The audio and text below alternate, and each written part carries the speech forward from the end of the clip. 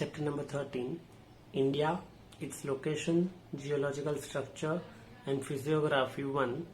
We are going to study second part of this chapter. In this, we are going to proceed further with the location. Some parts related to location we did in the previous video, wherein we learned that India is situated in the northern hemisphere and eastern direction on the earth. India lies in the southern part of Asia, and India is having a strategic location, in which we also studied that Tropic of Cancer passes from the middle of India, India's north to south extending, India's east to west extends, India's east to west total kilometers, India's north to south total kilometers, total area of India. India is at the 7th rank in terms of area in the world. We also studied that sun rises first in the Arunachal Pradesh in India and last in Gujarat in the India. There is a time difference between the two. That's why we have decided the standard time by using the standard meridian, that is standard longitude, that is 82.3 degree longitude, that passes from the 5 states of India, that is Uttar Pradesh, Madhya Pradesh, Chhattisgarh, Orissa and Andhra Pradesh. And on the basis of this meridian, that is this longitude, we have decided the time of India. So now in the second part of this, that is further proceeding with the location, we are going to study much about India, right? So first of all, let us start with the first point, that is here you can see that India lies in the South Asia, that is India is located on the southern part of the Asia. Now here you can see in the map that this is Asia and this is the southern part of Asia where India is situated. So this is India, right? So here you can see that this is the southern part, this is the north, this is south. So this is entire is Asia, and here is the southern part of Asia where India is situated. Okay, so India lies in the southern part of Asia. Further, we are going to talk about the neighboring countries of India. For that, we will use the map of India. Now, when you talk regarding the neighboring countries of India, okay, first of all, we will see about the direction. Dear students, the upper part, that is this is north direction, this is south direction, this is east, and this is west. Whereas the four corners, this is northeast as it is mentioned over here, this is southeast, this is northwest, and this is southwest. Now we are going to talk about the neighboring countries of India. Here you can see that first neighboring country is Pakistan. Yes, dear student, the Pakistan is situated somewhere in the northwest direction, that is starting from Gujarat. Entire this region is considered as the Pakistan and is the neighboring country of India. Then next is Afghanistan.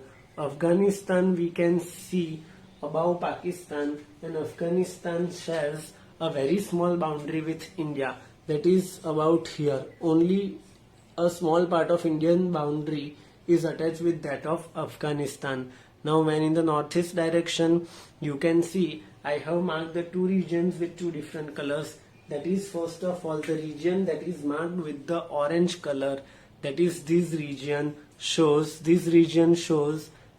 this region is Nepal. This is Nepal. Okay. Further, this brown colored region shows that it is Bhutan. Okay. So these are the two countries. Above these countries, we have other two countries in which you can say one is China, that is over here, and another is Tibet, that is here. So these are the places, neighboring countries of India. Besides, you can also see Myanmar. Where is Myanmar situated? Then Myanmar is situated in the eastern direction. Yes, that is at the eastern end of India where this Arunachal Pradesh ends. So here near Arunachal Pradesh, Nagaland, Manipur, here it is situated Myanmar. So you find Myanmar in the eastern direction. Besides, next is Sri Lanka. You can see at the bottom the region that is colored with the parrot green color. This shows the region Sri Lanka. So this is Sri Lanka. Okay, so I hope you are clear with the neighboring countries of the India, that is Pakistan in the northwest, Afghanistan again in the northwest, you can see China, Tibet, Nepal, Bhutan in the northeast direction, Myanmar in the east direction, and Sri Lanka in the southern direction. These are the regions that shares their boundary with the India and are considered as the neighboring countries of India. Okay, let us proceed further. Now when you talk about the India, okay, then in India it includes the lofty mountains in the northern direction. That is, you can say North India includes lofty mountains. They are spread over hundreds of kilometers from south west to east direction. West to east, that is, this is west direction, this is east direction. Now in northern region means the upper region.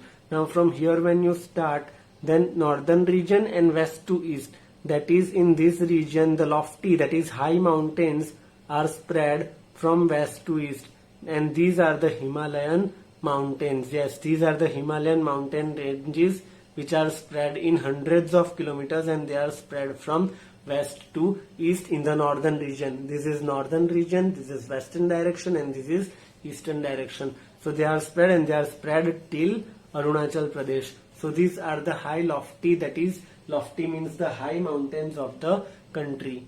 Okay, so again I am repeating that northern region includes lofty mountains, and these mountains spread from west to east in the northern region. Okay, so this is a Himalayan mountain range which is spread in hundreds of kilometers.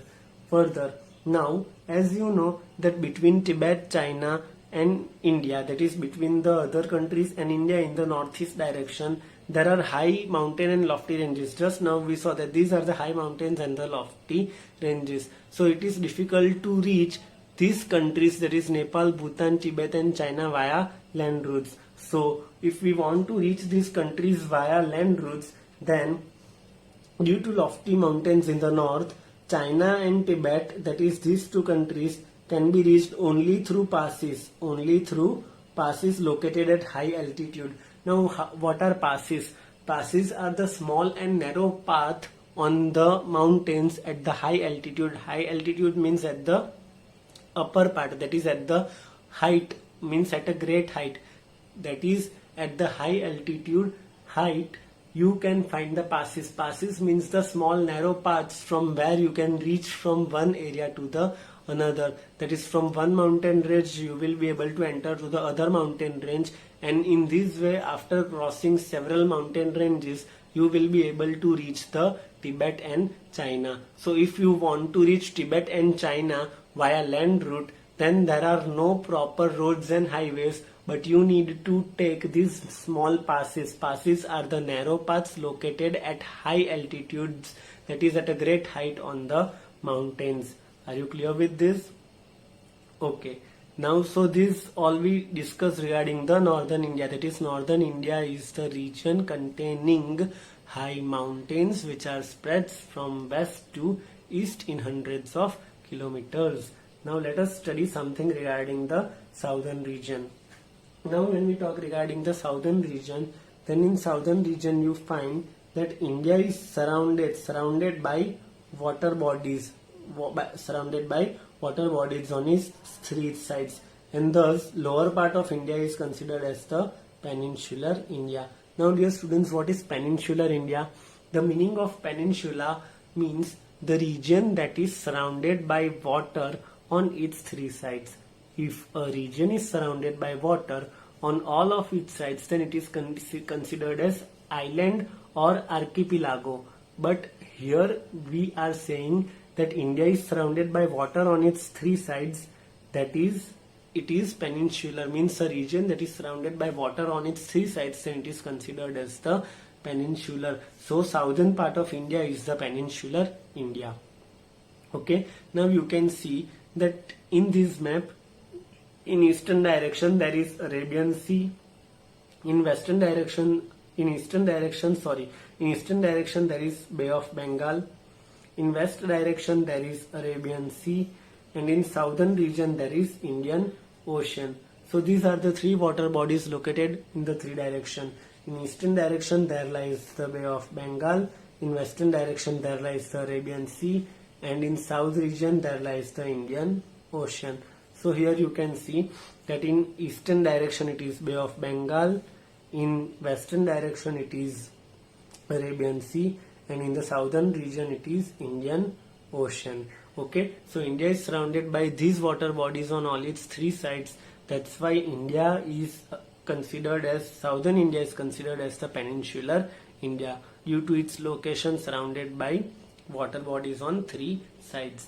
Now we are going to clear one fact, that is, why do the ocean that is lying in the south of India is considered as Indian Ocean. You know that this ocean is named after the India, but why?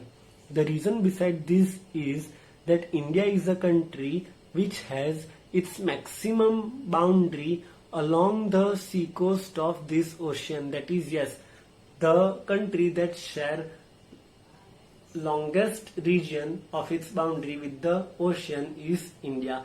That's why, as India has its maximum boundary, not maximum, but its big part of boundary with the Indian Ocean, this ocean is considered as the Indian Ocean. Means India is sharing a long boundary with this ocean. And one more thing, no other country in the world has as long coastline as India have. That is, India's coastline is the longest coastline in the world. Now, due to this coastline, India is benefited in many ways. First of all, India has these boundaries as the natural soldiers. Yes, these oceans work as the natural protectors. In northern region also, this Himalayan region work as the natural protectors. That is, we have natural boundaries. In lower part also we have three sides surrounded by water. So these also work as the, you can say, natural boundaries. Besides, these oceans are also very helpful for the trade purpose. Trade means the import and export. If you want to reach to the other countries of the world, then also it is very useful to us. Let us study further.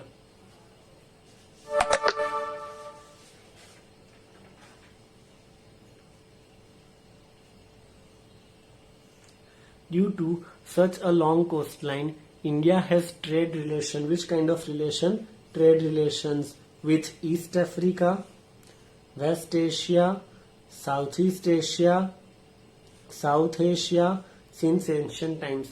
Now let us see these regions with the help of the map.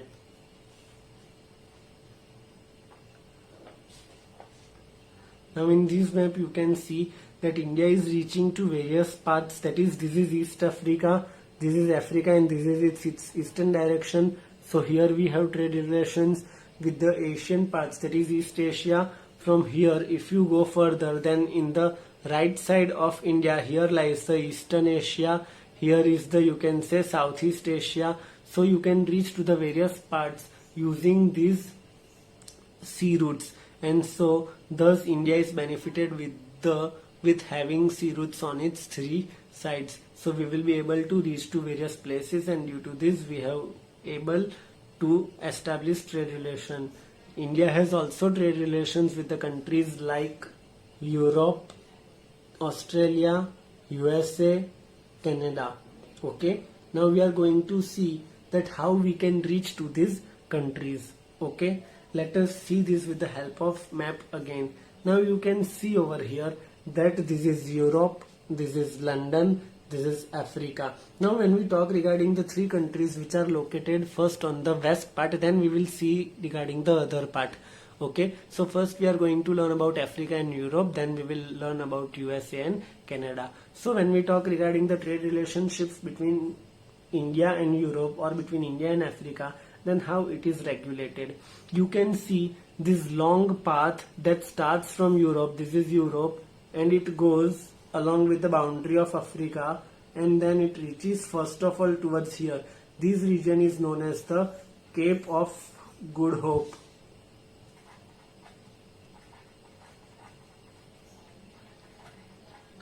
This region is Cape of Good Hope. After reaching over here, then this route was finally connected with the India on its port. Okay, so here you can say this long route was discovered by Vasco da Gama. in the year 1498. Yes, first what used to happen, that is Indian people used to reach European countries through this route. Be careful students, from here India used to reach to these places through this waterway and then to the European countries. But this is Turkey, and this region was captured by Turkish Muslim, and these Turkish Muslim captured the Constantinople, that is Turkey region, and they didn't allowed the trade, that is they closed the routes, and thus we were unable to reach to the Europe. And during that area, Indian goods, that is spices, condiments, were in great demand in the European countries. So there arose a need to discover a new sea route to India. That's why Vasco da Gama from Europe started to discover a new sea route. He first reached here, that is Cape of Good Hope, and then he continued further and reached to the port of India. In this way, Vasco da Gama discovered a new sea route to India in 1498. But after these students, this was a very long route. So after that, Suez Canal was discovered, that is this region. This region is considered as the Suez Canal, and these reduced our long distance. That is, now we can directly reach to Europe from between using the Suez Canal, and thus the distance between India and Europe was reduced by about 7,000 kilometers. Yes, dear students, the distance between India and Europe was reduced by 7,000 kilometers due to the opening of the Suez Canal. Before, the Suez Canal was not opened, so we used to take a long route, okay, that is via Cape of Good Hope. So it was a big route, but now this distance has reduced. You can see over here that Suez Canal reduced the difference between the India and Europe by about 7,000 kilometers. This Suez Canal was constructed or opened in the 1869, right? Are you clear with the route? This route has reduced the distance between India and Europe, and you can see that we can reach Africa very easily. Okay, then let us proceed with the next part, in which we are going to see that how we can reach to the Canada and USA. Now dear students, in this map you can see that this map shows the India as well as the other countries of the world. Now you can say in this USA and Canada are not being shown, but from here you can reach to the USA and Canada. How? So the region that is here, you can say it is the Madras port, from where you can begin, and after reaching here you can use this Strait of Malacca. Yes, this is the Strait of Malacca, which connects India with USA and Canada. Using this Strait of Malacca and proceeding further, you can join, that is we can reach to USA and Canada. So this Strait of Malacca is situated between the countries. You can say this is Sumatra and this is Singapore. So between Sumatra and Singapore there lies the Strait of Malacca. This is Sumatra country and this is Singapore. Between that there is a Strait of Malacca. So after we start from India, we reach to the Strait of Malacca, and then we can go to the USA and Canada. So this is how we can reach to the USA and Canada. So you can see over here, that is Canada and USA can be reached via Strait of Malacca and Pacific Ocean. That is, you can see that from here we can reach to the Strait of Malacca, and then here is the Pacific Ocean, where we can proceed further and meet the USA and Canada. Okay, I am repeating, that is we can reach USA and Canada with the help of Strait of Malacca. Okay, thus India has taught good ideas of Panchtantra, Mahabharat, Ramayana, therapeutic methods, numeric system and decimal system, etc. to the world. Yes, dear students, India had given a lot to the world. India had taught, you can say, Panchtantra stories, Panchtantra ki kahaniyan, the biggest epics of the world, Ramayana and Mahabharat, therapeutic methods, that is different therapies, different acute pressures techniques with which we can cure the various pains and ailments, numeric system and decimal system to the world. Today, there are 29 states in India and 6 union territories. Okay, 29 states and 6 union territories plus one capital territory, that is the capital of India, that is Delhi. So you can say this is how we have discovered the 29 states and 6 union territories in India and one capital territory. Dear students, this information is as per our old textbook. You should not get confused that now we have declared the Jammu Kashmir and Leh Ladakh as separate regions, but in this situation we are having these states and territories only. So there is no increase in the territories as per current textbook because the syllabus has yet not been updated. So we are going to use old information only for this year. That is, today there are 29 states and 6 union territories in India and plus one capital territory, that is New Delhi, that is Delhi. Okay, so this is all about location of India. So here we finish with the location of India. So let us revise all these things again. Here you can see that India lies in the South Asia. So this is Asia, this is the southern region of Asia. Neighboring countries of the India you can see in this map, that is, this is Pakistan, Afghanistan, Nepal, Bhutan, Tibet, China, Myanmar and Sri Lanka. So India is surrounded by the neighboring countries and sharing boundaries with these countries. Besides, you can see that there are lofty mountains in the northern region spreaded from west to east direction, wherein from west to east direction they are spread in hundreds of kilometers till Arunachal Pradesh. And as these are the high mountain ranges, it is difficult to reach Tibet and China via land routes, and so we can reach Tibet and China with the narrow passes located at high altitude, that is at the great height on these mountains. Passes are the narrow lanes on the mountainous region. Besides, when we talk regarding the, you can say, lower part of India, then it is surrounded by water on its 3 sides. That's why it is considered as the peninsular India. That is the region that is covered by water or surrounded by water bodies on its 3 sides. It is considered as peninsula. In the eastern direction you can see that it is Bay of Bengal. In western direction you can see it is Arabian Sea, and on lower direction it is Indian Ocean. Now you can see that Indian Ocean, why this ocean is named as Indian Ocean? Because India shares maximum, or you can say Indian Ocean is having India's maximum part near to. It means no other country has as much as boundary that it shares with the Indian Ocean. That's why this ocean is known as the Indian Ocean. Okay, proceeding further, you can see that due to this longest coastline, India is benefited in many ways, due to which India has its trade relationship with East Africa, Asia, West Asia, Southeast Asia, South Asia since ancient times. Besides, India also has trade relationship with Europe, Australia, USA and Canada.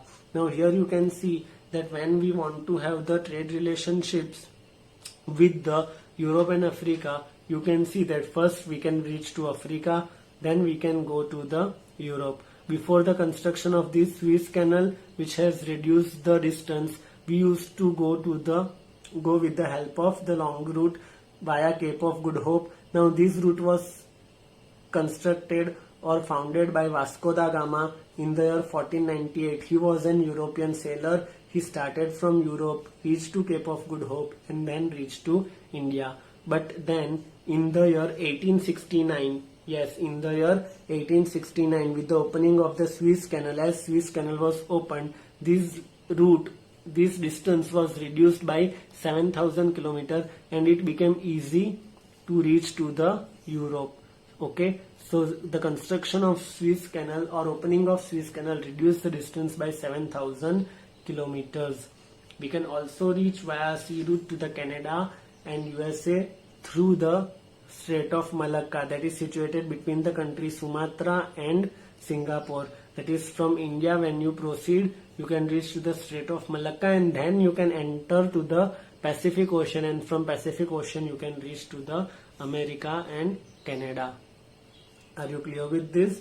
Okay, besides the contribution of India, if we talk about, then India has taught many things to the world. That is, you can say stories of Panchtantra, Mahabharat, Ramayan, therapeutic techniques, numeric system, decimal system, etc.